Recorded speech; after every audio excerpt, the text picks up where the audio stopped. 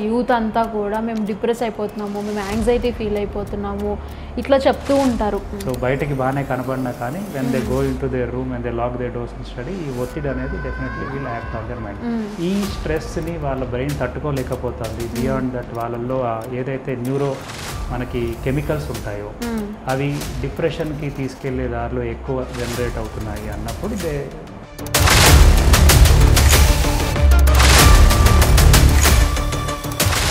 Violent వాయిస్తూ surgery చేస్తున్నారు. Patient ఏదో మూవీ చూస్తూ సర్జరీ చేస్తున్నారు, పాటలు పాడుతూ చేస్తున్నారు, హ్యాండ్ లెగ్ మూమెంట్స్ చేస్తూ చేస్తున్నారు. సో ఇటువంటివి ఇప్పుడు చాలా కామన్గా మనం చేస్తున్నాం.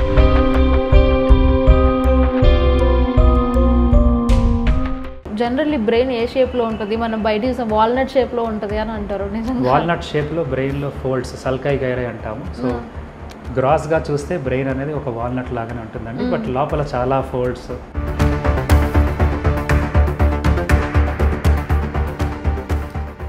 180-year-old కిడ్ అండి, మంచిగా స్కూల్కి అంతా వెళ్తుండే, ఆటో నుంచి పడిపోయాడు. పడ్డది పొద్దున్న అరౌండ్ 8 AM. ఓకే, సో మా దగ్గరకు వచ్చింది అరౌండ్ ఆఫ్టర్నూన్ 2 PM అండి.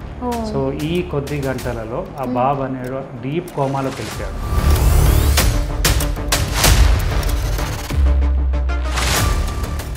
Hi hello, welcome to Aadan. నేను చైతు. ఈరోజు మనతో పాటు న్యూరో సర్జన్ డాక్టర్ తేజస్వి గారు ఉన్నారు. సో ఆయన్ని అడిగి అసలు న్యూరో సర్జన్ అంటే ఏంటి, న్యూరాలజీకి న్యూరో సర్జన్కి ఏంటి డిఫరెన్స్, అసలు డిప్రెషన్ని ఎలా కంట్రోల్ చేయాలి, అండ్ బ్రెయిన్ సర్జరీస్ చేసేటప్పుడు వాళ్ళు తీసుకునే ప్రికాషన్స్ ఏంటి, ఇలాంటివన్నీ కూడా ఆయన అడిగి తెలుసుకుందాం.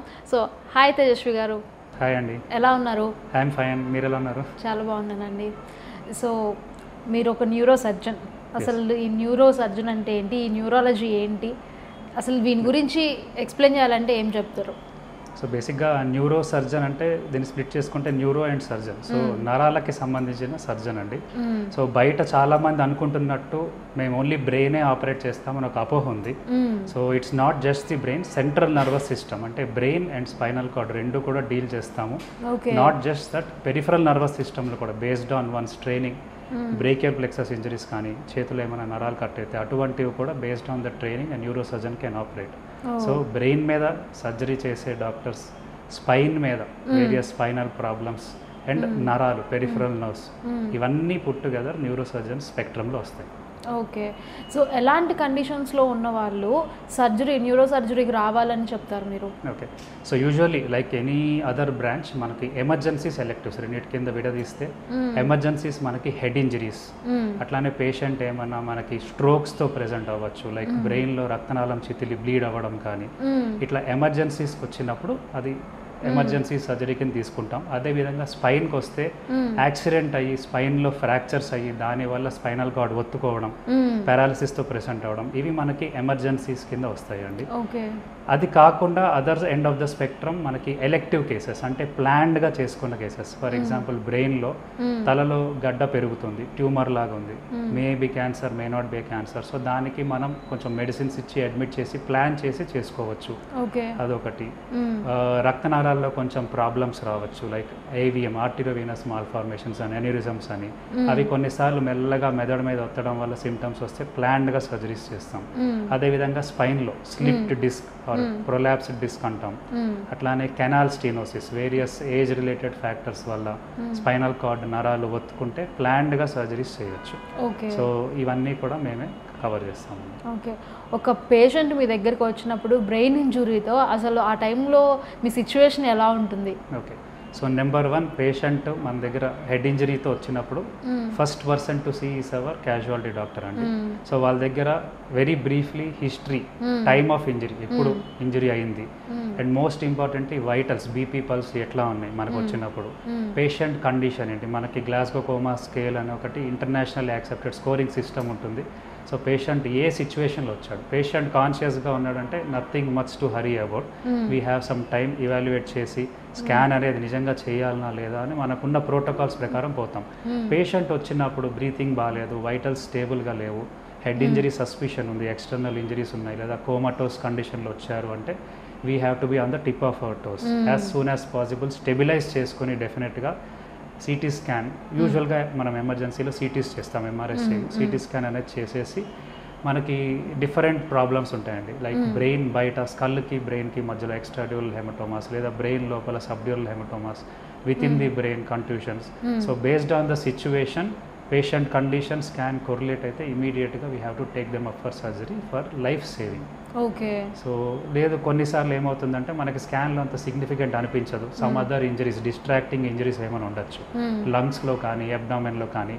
సో ఓవరాల్గా అసెస్ చేసుకుని నిజంగా ఈయనకి బ్రెయిన్ ప్రాబ్లం వల్లే డౌన్ అవుతున్నారా, సెకండరీ ఇంకేమైనా బ్రెయిన్ మీద ఇంపాక్ట్ పడి డౌన్ అవుతున్నారా అన్నది మన ఎక్స్పీరియన్స్ ప్రకారం మనం అనలైజ్ చేసుకుని we have to treat. So not all emergencies need immediate brain surgery, but significant problem ఉండే ఎస్పెషల్లీ యంగ్ ఏజ్ పేషెంట్స్లో immediately we have to act to save their life. And time is brain అంటారు, ఎంత తొందరగా surgery చేసుకెళ్తే కొంతమందికి condition ప్రకారం అంత improvement and అంత రికవరీ ఛాన్సెస్ బెటర్గా ఉంటాయి. ఓకే. సో ఈ బ్రెయిన్ సర్జరీ చేసేటప్పుడు మీరు తీసుకునే సేఫ్టీ ప్రికాషన్స్ ఎలా ఉంటాయి? సో యూజువల్గా సేఫ్టీ ప్రికాషన్స్ అంటే నెంబర్ 1 ఇప్పుడు మనకి మెడికో లీగల్ ఇష్యూస్ ఏరియాలో పేషెంట్కి అనేది క్లియర్గా కౌన్సిలింగ్ ఇవ్వడం చాలా ఇంపార్టెంట్ అండి. లైక్ మన కండిషన్ బట్టి పేషెంట్ వచ్చిన ఈ జీసీఎస్ స్కోర్ ఎట్లా ఉంది దాని ప్రకారం రిలేటివ్స్కి క్లియర్ కట్ ట్రాన్స్పరెంట్గా చెప్పేయడం is the best option nowadays. So ఎంతవరకు రికవరీ ఎక్స్పెక్ట్ చేయొచ్చు, సర్జరీ చేస్తే దాని మనం స్కోప్ ఆఫ్ ఇంప్రూవ్మెంట్ ఎంతవరకు ఉంటుంది. యూజువల్గా మనం ఏమనుకుంటాం, బ్రెయిన్ సర్జరీ చేసేసారు, నెక్స్ట్ డే పేషెంట్ లేచి పరిగెడతాడు, లేచి నార్మల్ అయిపోతాడు. Usually doesn't work out that way most of the cases. So time తీసుకుంటుంది. ఫస్ట్ మనం అక్యూట్ ఫేస్లో లైఫ్ సేవింగ్ మెజర్స్గా సర్జరీ ఆఫర్ చేస్తాము. తర్వాత వెంటిలేటర్ డిపెండెన్సీ, మెల్లగా రికవర్ అవ్వడం, వెంటిలేటర్ నుంచి బయటకు రావడం. Patient has to come over many problems like ఐసీయూలో related infections, blood, urine, chest infections, ఎక్కువసేపు బెడ్ మీద ఉండడం వల్ల, కోమటో స్టేట్ ఉండడం వల్ల బెడ్ సోర్స్, ప్రెషర్ సోర్స్ ఏర్పడడం, కాళ్ళు ఎక్కువ కదిలేకపోవడం వల్ల మనకి డీవీటీ అంటాం, అంటే కాళ్ళల్లో రక్తనాళాల్లో గడ్డ కట్టడం. ఇటువంటి కాంప్లికేషన్స్ అన్ని అధిగమించి పేషెంట్ సైడ్ పాజిటివ్గా రెస్పాన్స్ వస్తేనే మనకి పాజిటివ్ రిజల్ట్స్ అనేవి కనబడతాయి. So brain injury side recovery అందరిలో ఫాస్ట్గా ఉండదండి.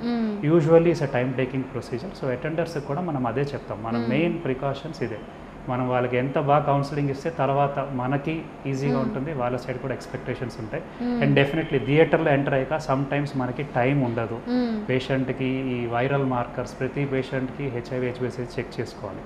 Some times we may not have the time to check all these things. So double gloves వేసుకోవడం, సేఫ్టీ ప్రికాషన్స్, యూనివర్సల్ ప్రికాషన్స్ అన్నీ తీసుకోవడం, స్టాఫ్కి కూడా అవేర్నెస్ అనేది ఉండడం, ఇవి ఇన్ జనరల్ ఎనీ సర్జరీలో మనం పాటించే ప్రికాషన్స్. ఓకే. సో జనరల్గా అంటే అప్రాక్సిమేట్గా ఎంత టైం పడుతుంది ఒక బ్రెయిన్? సో యూజువల్లీ మనకి హెడ్ ఇంజరీ అయితే కనుక around 1 to 2 hours depending on how deep we have to go.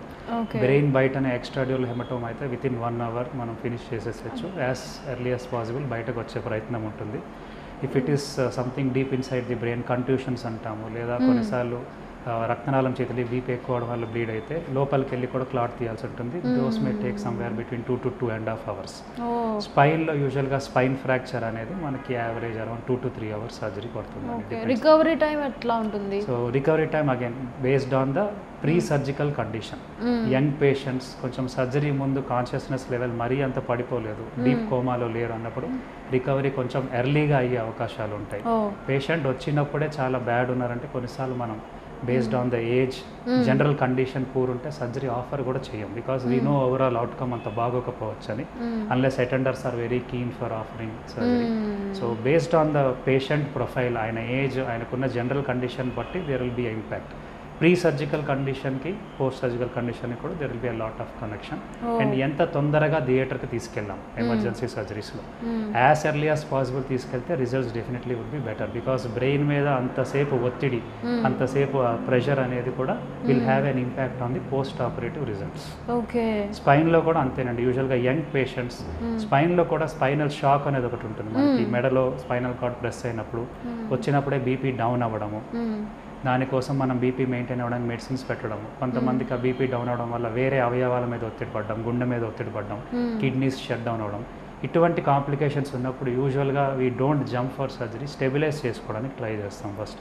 Even though తొందరగా చేస్తే మంచిది, బట్ ఇట్లాంటి ఇష్యూస్ ఏం లేవు, పేషెంట్ వచ్చినప్పుడు బాగానే వైటల్స్ స్టేబుల్ ఉన్నాయి అంటే కనుక యాజ్ ఎర్లీ యాజ్ పాసిబుల్ మనం స్పైన్ సర్జరీ కూడా ఆఫర్ చేస్తాము. కొన్నిసార్లు మనం చేస్తే ఇమీడియట్ పోస్ట్ సర్జరీ కాళ్ళల్లో చేతుల్లో పోయిన మూమెంట్స్ తిరిగి వచ్చే కేసెస్ కూడా చాలా చూస్తాం.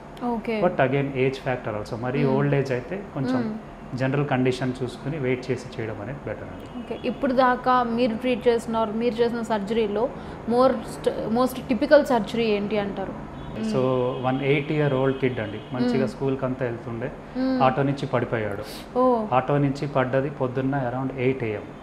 ఓకే, సో మా దగ్గరకు వచ్చింది అరౌండ్ ఆఫ్టర్నూన్ 2 PM అండి. సో ఈ కొద్ది గంటలలో ఆ బాబు అనేడు డీప్ కోమాలోకి వెళ్ళిపోయాడు. సో న్యూరో అండర్స్టాండింగ్ ఉన్న వాళ్ళకి GCS స్కోర్ అనేది మనకి మ్యాక్సిమం మనకి 15 ఉంటుందండి, డీప్ కోమాలో అంటే 3 ఉంటుంది. సో ఆయన మా దగ్గరికి వచ్చింది స్కోర్ గ్యాస్పింగ్ స్టేట్లో GCS 4తో వచ్చాడు. సో జస్ట్ 3కి ఒక స్కోర్ ఎక్కువ. సో ఆ అబ్బాయి పేరెంట్స్ని ఇమీడియట్గా కన్విన్స్ చేసి, బికాస్ ఏజ్ తక్కువ ఉంది కాబట్టి సిటీ స్కాన్లో ఎక్స్ట్రా డ్యూరల్ హెమటోమా అనేది బయటపడిందండి. అంటే స్కల్కి బ్రెయిన్కి మధ్యలో బ్లడ్ క్లాట్ అనేది బ్రెయిన్ మీద ఒత్తుతూ ఉంది. అండ్ పేషెంట్కి బోత్ ప్యూపిల్స్ డైలేటెడ్ కూడా. సో చెప్పాం రికవరీ కష్టంగా ఉండొచ్చు, కానీ ఏజ్ తక్కువ ఉంది కాబట్టి మీరు ఎర్లీగా వచ్చారు కాబట్టి వీ హ్యావ్ టు ట్రై అని. ఆ బాబుకి ఇమీడియట్గా సర్జరీకి అనేది 2:30కి సర్జరీ తీసుకుని 3:30కి బయటకు రావడం అనేది జరిగింది. ఒక 2 weeks కంప్లీట్ కోమాలో ఉన్నాడు. ఆ తర్వాత పోస్ట్ ఆపరేటివ్ పీరియడ్లో ఆయనకి సెకండరీ ఇస్కిమిక్ బ్రెయిన్ ఇన్సల్ట్, అంటే ఒత్తిడి వల్ల బ్రెయిన్ సెకండరీ డ్యామేజ్ కూడా జరిగింది. దానివల్ల సెంట్రల్ ఫీవర్స్ అని, యూరిన్ అవుట్పుట్ ఎక్కువ అవడం, diabetes insipidus, all possible complications. మా క్రిటికల్ కేర్ టీమ్ సహాయంతో మేము అన్ని పాజిటివ్గా మేనేజ్ చేసి ఈ సర్జరీ జరిగి 8 నెలలు అయిందంటే today is happily going to the school. So ఈ టైప్ కొన్నిసార్లు మనకి ఇట్లాంటి results will motivate us to be on the tip of our toes. So young kids యూజువల్గా 4 to 5 hours విండోలో మనం తీసుకున్నప్పుడు రిజల్ట్స్ బెటర్గా ఉంటాయి. బట్ ఓల్డ్ ఏజ్ మనకి ఆల్రెడీ కొంచెం ఫ్రెజైల్ ఉన్నారు, అంత జనరల్ కండిషన్ బాగాలేదన్నప్పుడు రిజల్ట్స్ మంచిగా ఉండకపోవచ్చు. So we have to discuss all these with the attenders and we have to take a call. Some time as surgeons కొంచెం యంగర్ పేషెంట్స్ని మేమే పుష్ చేయడానికి ట్రై చేస్తాం, బికాస్ తట్టుకునే శక్తి బాగుంటుంది, ఫైటింగ్ కెపాసిటీ బాగుంటుంది. So we have to give best our మా సైడ్ నుంచి బెస్ట్ ఆప్షన్, సర్జరీ కానీ ఏదైనా కానీ మా సైడ్ మేము ఇవ్వడానికి ప్రయత్నిస్తాం. ఓకే, సో జనరల్లీ కోమాలో ఉంటే ఓన్లీ బ్రెయిన్ ఒక్కటే అట్లా డెడ్ అయి ఉంటుందా, మిగతా బాడీ? కోమాలో డిఫరెంట్ స్కోరింగ్స్ ఉన్నాయండి. మనకి బ్రెయిన్ అనేది కంప్లీట్గా షట్ డౌన్ అయింది అనడానికి మనకి బ్రెయిన్ డెత్ అనేది, బ్రెయిన్ స్టెమ్ అనేది మెయిన్ క్రైటీరియా అండి. సో బ్రెయిన్ స్టెమ్ పనిచేస్తే పేషెంట్ తనంతటానే శ్వాస తీసుకోవడానికి ట్రై చేస్తారు. అట్లానే ఐ బాల్ మూమెంట్ ఉంటుంది. మనం ఏదైతే వెంటిలేటర్ పెడతామో లేదా ట్రైకాస్టమీ చేస్తామో సక్షన్ చేస్తున్నప్పుడు దగ్గు, కాఫ్ రిఫ్లెక్స్ అనేది ఉంటుంది. సో ఇవన్నీ ఉంటే బ్రెయిన్ ఇంటాక్ట్ అన్నట్టు. బట్ కోమా అనేది is based on the scoring system. So కళ్ళు తెరవడము, మూమెంట్స్, మనం పెయిన్ ఇచ్చినప్పుడు ఎంత బాగా మూమెంట్స్ చేస్తున్నారు, దీని మీద కోమాకి డిఫరెంట్ గ్రేడ్స్ ఆఫ్ కోమా అనేది ఉంటుంది. సో మనకి పేషెంట్ బ్రెయిన్ స్టెమ్ ఇంటాక్ట్ ఉన్నంత వరకు యాజ్ ఆపరేటింగ్ సర్జన్స్ ఆర్ మా క్రిటికల్ కేర్ టీమ్ కానీ they try to support as much as possible.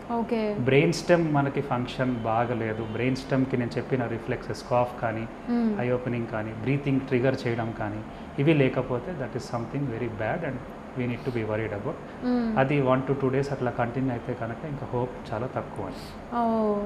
Okay, so generally నేను కొన్ని చోట్ల విన్నాను అనమాట, ఒక నరం తీసుకొచ్చి వేరే చోట పెట్టారు. సో కొంతమంది, ఒక ఆవిడది విన్నాను పర్టికులర్గా, నరం తీసుకొచ్చి ఎక్కడో పెట్టారు, బ్రెయిన్లో ఉన్న నరం, సో ఆవిడ నవ్వడం మానేసింది అని సంథింగ్.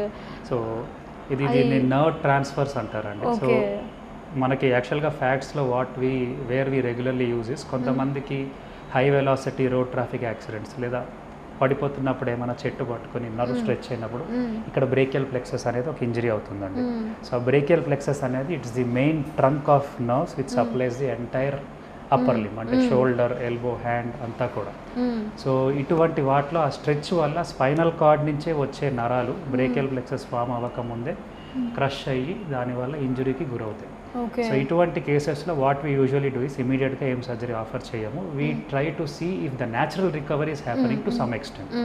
సో ఇనిషియల్గా ఒక 2-3 weeks అయ్యాక ఒక నర్వ్ కండక్షన్ స్టడీ అనేది, అంటే నరాలు ఎంతవరకు ఇంటాక్ట్ ఉన్నాయి, ఆ కరెంట్ ఎంతవరకు ఉంది, యాంప్లిట్యూడ్ ఎంతవరకు ఉంది, ఇవి చెక్ చేస్తాం. అదేవిధంగా ఎంఆర్ఐలో ఏ లెవెల్లో ఇంజరీ ఉంది, నర్వ్ ట్రంక్స్లో ఉందా లేదా రూట్ దగ్గరనే ఉందా లేదా డిజిటల్గా బ్రాంచెస్లో ఉందా, ఇవన్నీ మనం చూస్తామండి. ఓపెన్ ఇంజరీ ఉండి అండర్లయింగ్ నర్వ్స్ కట్ అయితే ఇమీడియట్గా అక్కడే కుట్టడానికి ట్రై చేస్తాం. నర్వ్ మధ్య గ్యాప్ ఎక్కువ ఉంటే కాళ్ళల్లో కొన్ని ఓన్లీ స్పర్శకి మాత్రం అవసరమైన నరం తీసి వేరే చోట వేసి ట్రాన్స్పోజిషన్ నర్వ్ ట్రాన్స్ఫర్ గ్రాఫ్ట్స్ లాగా వాడడం అనేది జరుగుతుంది. కొంతమందికి మనకి nerve transfer open cut wound ఏం లేనప్పుడు 3 months to 6 months వరకు చూస్తాము. పవర్ ఏం ఇంప్రూవ్ కావటం లేదు, రిపీట్ నర్వ్ కండక్షన్ స్టడీలో కూడా కరెంట్స్ అనేవి పెద్దగా చేంజ్ అవ్వట్లేదు అంటే సెకండ్ స్టేజ్లో సర్జరీ అనేది చేస్తాం. సో పేషెంట్ కనీసం ఒక చెయ్య కొంచెమైనా అగేన్స్ట్ గ్రావిటీ హోల్డ్ చేయడానికి, ఒక కప్పు కానీ ప్లేట్ కానీ పట్టుకోవడానికి, డోర్ హ్యాండిల్స్ నాబ్స్ తిప్పడానికి కొంచెమైనా పవర్ ఒక టార్గెట్ లాగా పెట్టుకుని ఈ ట్రాన్స్ఫర్స్ అనేది చేస్తాము. ఇందులో డిఫరెంట్ ప్రొసీజర్స్ ఉంటాయండి. బట్ బేసిక్గా సూరల్ నర్వ్ అనేది ఒకటి తీసి ఇక్కడ ఎక్కడైతే డ్యామేజ్డ్ అయిన నర్వ్ అక్కడ ట్రాన్స్ఫర్ చేస్తాము. ఇంటర్ కోస్టల్ అని మనకి బ్రీతింగ్కి కావాల్సిన కొన్ని నర్వ్స్ ఉంటాయి. సో అవి 12 ఉంటాయి. రైట్ సైడ్ ఒక 12, లెఫ్ట్ సైడ్ ఒక 12, బిట్వీన్ ది రిబ్స్ ఉంటాయండి. సో అవి ఒక 2-3 తీసి ట్విక్స్ లాగా వాడి దాంతో ట్రాన్స్ఫర్షన్ చేయొచ్చు.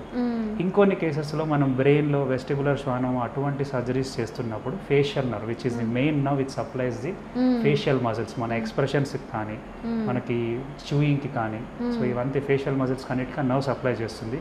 అన్ఫార్చునేట్లీ ఈ వెస్టిబులర్ శ్వానమాలో నరం అనేది ఒత్తుకుని డ్యామేజ్ అవ్వచ్చు. కొన్నిసార్లు ఆ ట్యూమర్ తీసే ప్రాసెస్లో ఇంట్రా ఆపరేటివ్గానే ఆ నరం అనేది కట్ అవ్వచ్చు. అటువంటి కేసెస్లో వేరే చోటు నుంచి ఒక నరం తీసి సర్జరీ అప్పుడే రిపేర్ కూడా చేయొచ్చు. Of course results are 50-50. చేసిన వాళ్ళందరికీ ఇంప్రూవ్మెంట్ వస్తుందని కాదు, కానీ అట్లీస్ట్ సమ్ ఫంక్షనల్ రికవరీ అనేది at least in 60-70% of the patients we can get. Okay, so అంటే ఎమోషన్స్ని కూడా కంట్రోల్ చేయగలిగే శక్తి ఉందంటారా?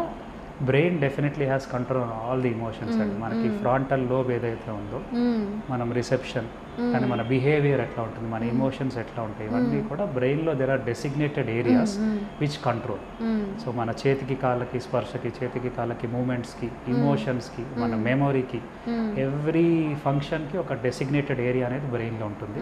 సో ఆ డ్యామేజ్ ప్రకారం కొన్ని చేంజెస్ రావచ్చు. ఫర్ ఎగ్జాంపుల్ ఒక హెడ్ ఇంజరీ అయ్యింది, ఈ ఏరియాలో క్లాట్స్ అనేది ఫామ్ అవుతాయి. ఇక్కడ బోన్ కొంచెం షార్ప్ ఉంటే ఏరియాలో కొంచెం కంట్యూషన్స్ అనేది కామన్ అండి. సో వాళ్ళకి బిహేవియర్, ఇమోషన్స్లో కొంచెం డ్యామేజ్ అవ్వచ్చు. అదేవిధంగా టెంపరల్ లోబ్ లెఫ్ట్ సైడ్ అయితే కొంచెం కోప్పడడం, లేదా కొన్నిసార్లు వితౌట్ ఇన్అప్రాప్రియేటెడ్ సిచ్యువేషన్ ఏడవడం, ఇటువంటి బిహేవియరల్ చేంజెస్, మెమొరీ డిస్టర్బెన్సెస్, ఇటువంటివి మనం గమనిస్తూ ఉంటాం.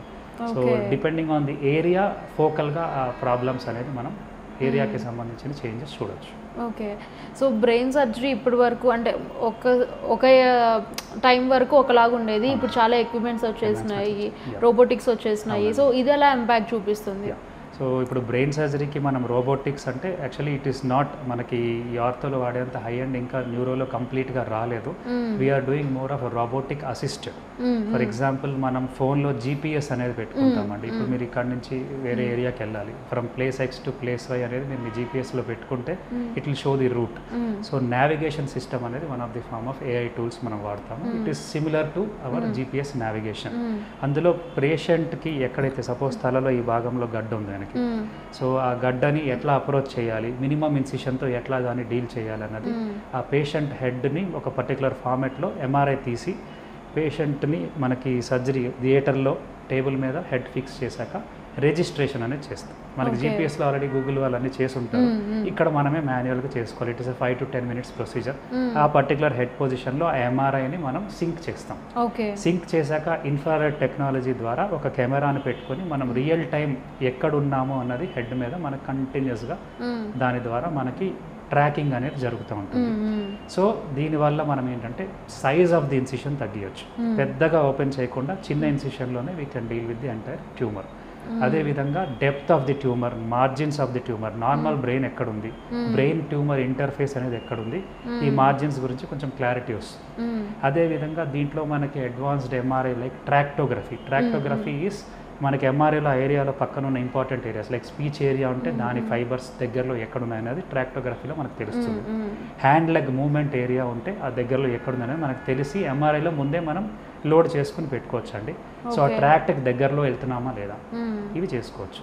ఫర్దర్ అడ్వాన్స్మెంట్స్ ఇప్పుడు మనకి ఎనస్థీషియాలో ఉన్న అడ్వాన్స్మెంట్స్ వల్ల పూర్తి మత్తిచ్చి వెంటిలేటర్ పెట్టకుండా తల వరకే మత్తిచ్చి స్కాల్ప్ బ్లాక్ అంటాం, తల వరకే మత్తిచ్చి మీరు వినుంటారు వైలన్ వాయిస్తూ సర్జరీ చేస్తున్నారు, పేషెంట్ ఏదో వింటూ మూవీ చూస్తూ సర్జరీ చేస్తున్నారు, పాటలు వింటూ పాటలు పాడుతూ చేస్తున్నారు, హ్యాండ్ లెగ్ మూమెంట్స్ చేస్తున్నారు. సో ఇటువంటివి ఇప్పుడు చాలా కామన్గా మనం చేస్తున్నాం.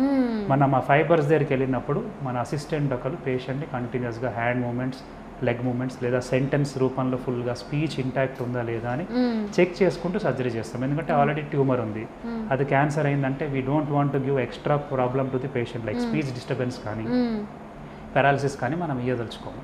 సో వీలైనంత వరకు సేఫ్ టోటల్ ఎక్సిషన్ అనేది చేయాలి.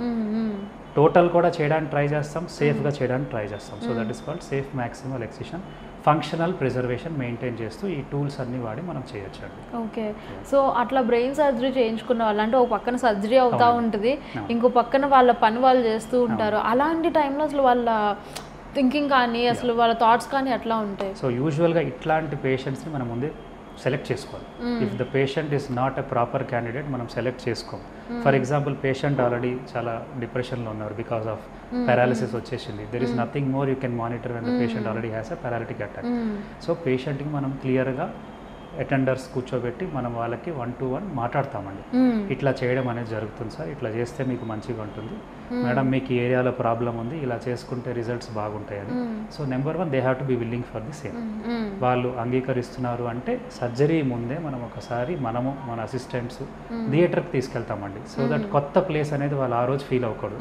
ముందు రోజే ఈవినింగ్ కానీ నైట్ కానీ తీసుకెళ్ళి ఇలా ఇక్కడ మీరు పడుకుంటారు, ఇట్లా మిమ్మల్ని హెడ్ ఫిక్స్ చేస్తాము, మీరు ఇక్కడ చుట్టుపక్కల మా టీం అంతా మిమ్మల్ని చూసుకుంటూ ఉంటారండి, సో మీరు కంఫర్టబుల్గా ఉండండి, ఈ ప్లేస్ ఇట్లా ఉంది, కొత్తగా ఫీల్ అవ్వద్దు. So that they get acquainted to the theatre environment. అదేవిధంగా సర్జరీ అప్పుడు మనం డ్రిల్ వాడి క్రేనియోటమీ చేస్తున్నప్పుడు కొన్ని సౌండ్స్ వస్తాయి, ఆ సౌండ్స్ కూడా ఫెమిలరైజ్ చేస్తాం వాళ్ళకి. బీప్ అవుతూ ఉంటుంది మానిటర్, వీటికి మీరు కంగారు పడద్దు. అండ్ మోస్ట్ ఇంపార్టెంట్లీ పేషెంట్ బాగా పడుకోవాలి నిద్ర. Night over night sleep quality బాగుంటేనే వాళ్ళు నెక్స్ట్ డే మార్నింగ్ మనకు కోఆపరేట్ చేయడానికి కరెక్ట్గా ఉంటారు. So mild form of sedation and anaesthesia side కూడా వాళ్ళ ప్రిపరేషన్ అవన్నీ చేస్తామండి. ఇవన్నీ చేశాక పేషెంట్ టోటల్లీ ఫైన్ ఉంటేనే మనం will go for surgery. And same way మనం ఇప్పుడు బ్యాక్ సర్జరీస్ కూడా advance technology key hole endoscopy surgery ద్వారా లోకల్ ఎనస్థీషియా ఇచ్చి చేస్తున్నాం. సో దీంట్లో కూడా అడ్వాంటేజెస్ ఉన్నాయి. మనం డిస్క్ తీస్తున్నప్పుడు కానీ నరాలు ఫ్రీ చేస్తున్నప్పుడు కానీ స్పైనల్ కార్డ్లో పేషెంట్ కాళ్ళు మానిటర్ చేసుకుంటూ ఉండొచ్చు.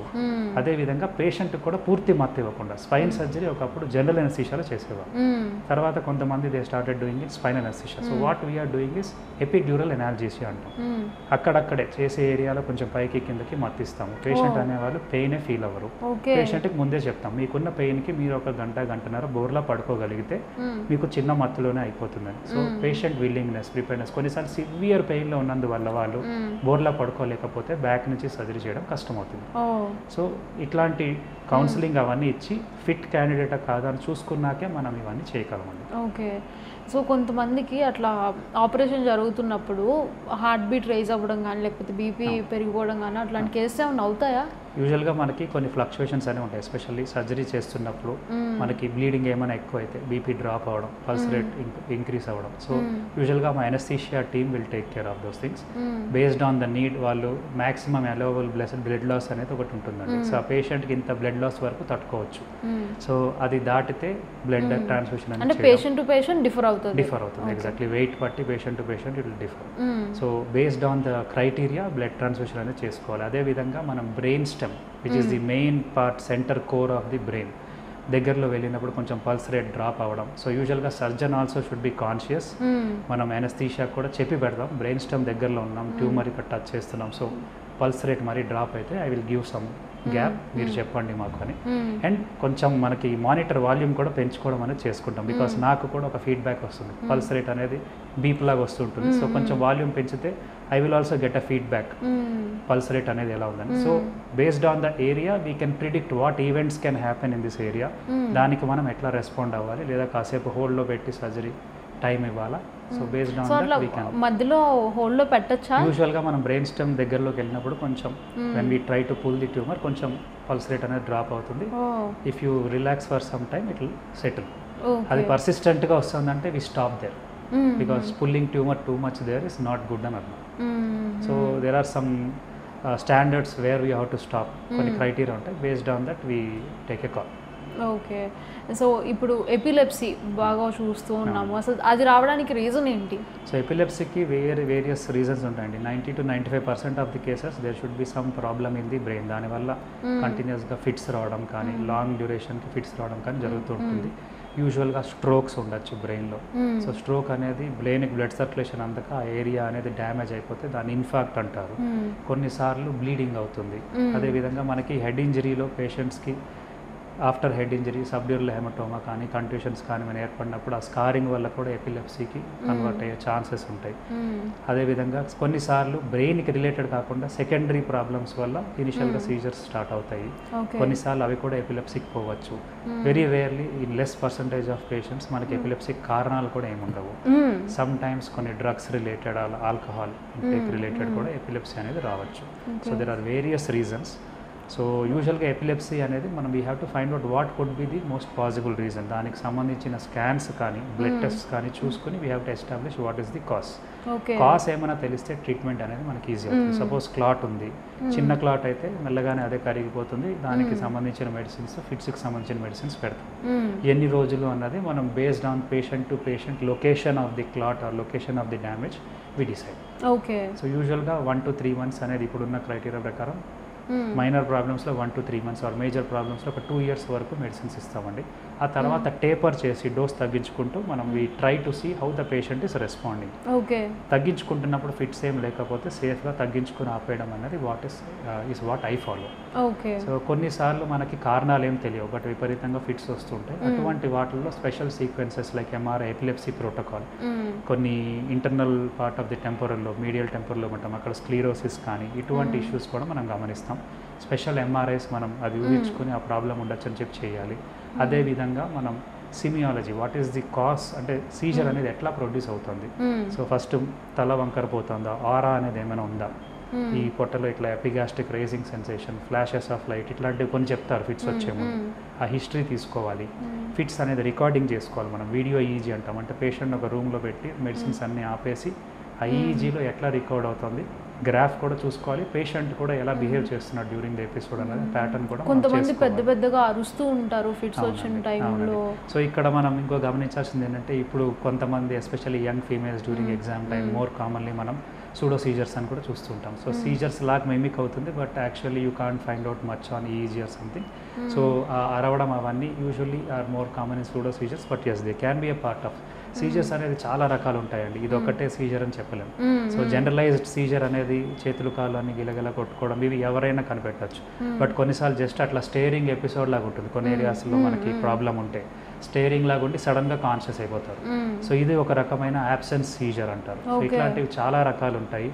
గుర్తించాలి, ప్రాపర్ ఎక్స్పర్ట్స్ దగ్గరికి వెళ్ళాలి and based on that we have to take a next step. ఇప్పుడు నిద్రలో వచ్చే ఫిట్స్ని కూడా మనం ఎపిలెప్సీ కింద చూడొచ్చు. అది లాంగ్ టర్మ్కి పోతే ఎపిలెప్సీ అంటామండి. సింగిల్ ఎపిసోడ్ సీజర్ అంటాము, అది లాంగ్ టర్మ్కి పోతే ఎపిలెప్సీ అంటాము. సో ఎస్ నిద్రలో కూడా పాసిబుల్. నిద్ర సరిగ్గా లేకపోతే కూడా స్ట్రెస్ వల్ల నెక్స్ట్ డే మార్నింగ్ ఫిట్స్ వస్తాయి కొంతమందికి. So what is the reason అనేది we have to find out. Sometimes we don't have reason. So ఎంపరికల్గా కొన్ని యాంటీ ఎపిలెప్టిక్స్ కన్వల్సెంట్స్ అనేది పెట్టి we try to taper down. Okay, ఇంకా దానికి క్యూర్ అంటూ ఉండదా? కొన్నిసార్లు మనకు క్యూర్ ఉండదు. We just have to put them on the medicines because we don't have answer. So ఎంపరికల్గా మెడిసిన్స్ పెట్టి ట్రీట్ చేస్తాము. అండ్ కొన్ని హై అండ్ కేసెస్లో మనం first medicine, second medicine, third medicine అనేది పెట్టడం జరుగుతుంది. ఈ మెడిసిన్స్ ఎంత ఇచ్చినా కూడా ఫిట్స్ అనేది అడిక్వేట్గా కంట్రోల్లో లేవు, లేకపోతే ఈ మెడిసిన్స్ వల్ల సైడ్ ఎఫెక్ట్స్ అనేది ఎక్కువ వస్తున్నాయంటే కూడా ప్రాపర్గా మనం ఇవాల్యుయేషన్ చేసుకుని దానికి తగ్గట్టు ఎపిలెప్సీ సర్జరీ అనేది కూడా ఒక లాస్ట్ ఆప్షన్ కింద ఆఫర్ చేయొచ్చు, provided they are refractory to medicines or side effects అనేది ఎక్కువ డామినేట్ అయిపోతుంది. ఓకే, సో అంటే అది హెరిడిటీ అలాగా వచ్చేస్తుందా పిల్లలకి? కానీ ఉంటుందండి, అది దాని వంశపార్యంగా కూడా ప్రాబ్లం రావచ్చు. మీసియల్ టెంపోరల్ స్క్లెరోసిస్కి కొంచెం జెనెటిక్ బేసిస్ కూడా ఉంటుంది. మదర్లో వస్తే చైల్డ్లో రావచ్చు. యూజువల్గా వీళ్ళకి ప్రీడామినెంట్ మనకి ప్రీడిస్పోజింగ్ ఫ్యాక్టర్స్ కూడా ఉంటాయి. చిన్నప్పుడు హై ఫీవర్ వచ్చినప్పుడు ఫిట్స్ వస్తాయి, తరచు వస్తూ ఉంటాయి. అడల్ట్ ఏజ్కి వచ్చాక ఇట్లాగా మీసియల్ టెంపోరల్ స్క్లెరోసిస్ లాంటిది డెవలప్ అయ్యి ఫిట్స్ వస్తూ ఉంటాయి. So definitely medicine is the first choice. Medicines మనం అడిక్వేట్గా ఇస్తున్నాం వాళ్ళ వెయిట్కి తగ్గట్టు. మెడిసిన్స్ ఇచ్చినా కానీ ప్రాపర్ కంట్రోల్ అనేది రావటం లేదు, లేకపోతే మెడిసిన్స్ అనేది సైడ్ ఎఫెక్ట్స్ బాగా డామినేట్ చేస్తున్నాయి ఎఫెక్ట్ కంటే అనుకుంటే surgery is also an option, epilepsy surgery అంటాం. ఓకే, సో ఫుడ్ కూడా దీని మీద ఇంపాక్ట్ చూపిస్తుందా? ఎనీ ఫార్మ్ ఆఫ్ స్ట్రెస్ అండి, మీరు ఎక్కువ రోజులు ఫాస్టింగ్ చేసినా లేదా ఫుడ్ అనేది టైంకి తీసుకోకపోయినా it is a sort of stress on the brain and that can also. అంతేగాని ఈ ఫుడ్ తినాలి, ఈ ఫుడ్ తినకూడదు అట్లా ఏమి ఉండదు. ఫుడ్ రెస్ట్రిక్షన్స్ యూజువల్గా అంత స్ట్రిక్ట్గా ఏమి ఉండవండి, but as each patient has their own set of triggers.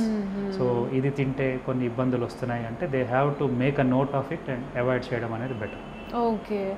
So generally brain ఏ షేప్లో ఉంటుంది? మనం బయట చూసిన వాల్నట్ షేప్లో ఉంటుంది అని అంటారు, నిజంగా? వాల్నట్ షేప్లో బ్రెయిన్లో ఫోల్డ్స్ సల్కై గైరే అంటాము. సో గ్రాస్గా చూస్తే బ్రెయిన్ అనేది ఒక వాల్నట్ లాగానే ఉంటుందండి, బట్ లోపల చాలా ఫోల్డ్స్ మనకి సల్కై గైరే చాలా ఇంట్రికేట్ డీటెయిల్స్ ఉంటాయి. గ్రాస్లీ ఎస్ ఒక వాల్నట్ షేప్లోనే కనిపిస్తుంది మనకు చూస్తే. ఓకే. సో డ్రగ్స్ తీసుకుంటూ ఉంటారు, ఇప్పుడు చాలా మంది యూత్ దానికి అలవాటు పడ్డారు. ఆ డ్రగ్స్ కానీ ఆల్కహాల్ కానీ లేకపోతే cigarette any type of habit, వాళ్ళు దానికి అట్లా హ్యాబిచువేటెడ్ అయ్యారు అని అంటే అది బ్రెయిన్ మీద ఎంత ఇంపాక్ట్ చూపిస్తుంది? సో యూజువల్గా ఇవన్నీ మనకి drug abuse or substance abuse dependence వచ్చేసినప్పుడు లాంగ్ టర్మ్కి పోతున్నప్పుడు it causes a lot of changes in the blood circulation, blood flow to the బ్రెయిన్లో చాలా డిస్టర్బెన్సెస్ అనేది వస్తాయి. అదేవిధంగా స్మోకింగ్ ఎస్పెషల్లీ ఈ బ్లడ్ వెజల్స్ ఏవైతే బ్రెయిన్కి పోతున్నాయో దాంట్లో ప్లాక్స్ లాగా ఫామ్ అయ్యి అంటే బ్లాక్స్ లాగా ఏర్పడుతూ ఉంటాయి. సో వీళ్ళల్లో స్ట్రోక్ రిస్క్స్ ఎక్కువ ఉంటాయి. అదేవిధంగా because they have an impact on the psychology, ఎక్కువ యాంగ్జైటీ డిప్రెషన్కి కూడా గురయ్యే అవకాశాలు ఉంటాయి. Dependence itself is a form of psychological disorder. So habituate అయిపోవడం, అది లేకపోతే దానికోసం క్రేవింగ్, ఈ బిహేవియర్ పక్కన పెడితే psychological impact and risk of stroke, బ్రెయిన్లో బ్లడ్ సర్క్యులేషన్లో డిస్టర్బెన్సెస్ రావడం వల్ల స్ట్రోక్స్ కానీ అంటే బ్లీడింగ్ అయినా జరగచ్చు లేదా ఇన్ఫాక్ట్స్ ఏమైనా రావచ్చు. సో వీటికి they are more predisposed. We have seen young patients చాలామందికి ఇట్లా సడన్గా సబ్స్టెన్స్ అబ్యూస్ ఆల్కహాల్ హెవీగా కన్స్యూమ్ చేసి నెక్స్ట్ డే ఫిట్స్తో ప్రెజెంట్ అవుతారు. చూస్తే పెద్ద బ్లీడ్ కానీ స్ట్రోక్ కానీ వస్తుంది. అదేవిధంగా స్మోకర్స్, క్రానిక్ స్మోకర్స్లో బ్లడ్ వెసల్స్లో బ్లాక్స్ అనేవి ఉంటాయి, బ్రెయిన్కి తీసుకెళ్లే బ్లడ్ వెసల్స్. దానివల్ల స్ట్రోక్స్కి ఎక్కువ రిస్క్ ఫ్యాక్టర్ వాళ్ళకి ఈ సిగరెట్ అనేది. It increases the risk of developing a stroke in that. Substance అబ్యూస్లో కూడా చాలామంది ఇట్లాగా ఈ పర్టికులర్ డ్రగ్ తీసుకుని నెక్స్ట్ డే ఎమర్జెన్సీలో మ్యాసివ్ బ్లీడ్తో ప్రెజెంట్ అవ్వడం, సమ్ టైమ్స్ వీఆర్ హెల్ప్లెస్, ఏమి చేయలేని పరిస్థితుల్లో కూడా ల్యాండ్ అవుతారు. ఓకే. సో థ్యాంక్ యూ తేజ గారు, ఈరోజు మా కోసం చాలా ఇన్ఫర్మేషన్ చెప్పేశారు. Thank you so much for your valuable information.